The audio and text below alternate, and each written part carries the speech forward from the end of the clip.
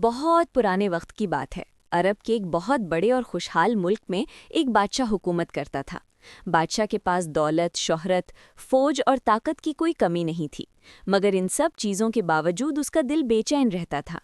उसके जहन में अक्सर कुछ ऐसे सवाल आते थे जिनका जवाब उसे अपने दरबार के बुजुर्ग और अक्लमंद वुज़रा और उलमा से भी नहीं मिलता था। एक दिन बादशाह ने पूरी रियासत में एक अजीब ऐलान करवा दिया। शहर के बीच शाही दरबार सजाया गया।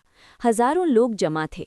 हर शख्स के चेहरे पर डर और परेशानी थी कि आज बादशाह क्या कहने वाला है।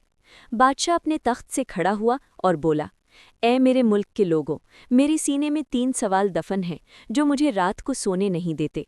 जो कोई इन 3 सवालों का सही जवाब देगा, मैं उसे अपनी आधी सल्तनत इनाम में दे दूंगा।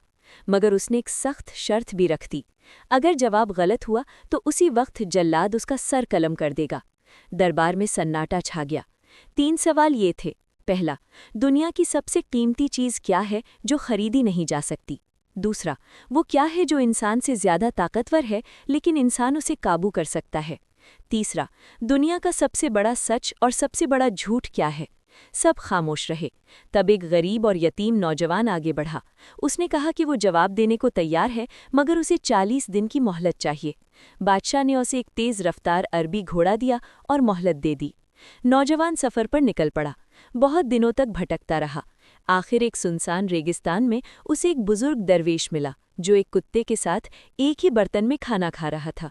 नौजवान को ये देखकर नफरत हुई, मगर दरवेश ने उसे बुलाया और उसकी परेशानी सुनी। दरवेश ने कहा कि हर चीज़ की कीमत होती है।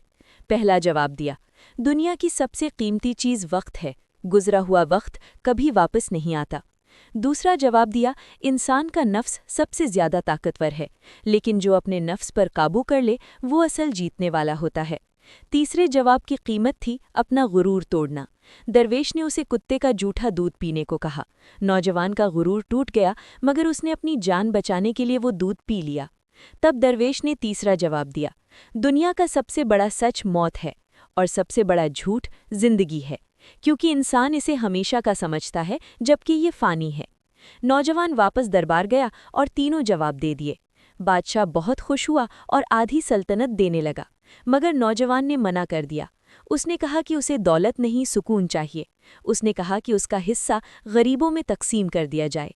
फिर वो वापस रेगिस्तान गया दरवेश को ढूंढने, मगर वहाँ न झोपड़ी थी, न दरवेश, न कुत्ता। सब गायब हो चुका था।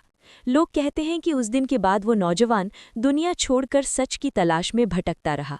और ये कहानी हमें सिखाती है, वक्त सबसे कीमती है। नफ्स पर काबू असल जीत है। मौत हकीकत है और गुरूर इंसान को अंधा बना देता है।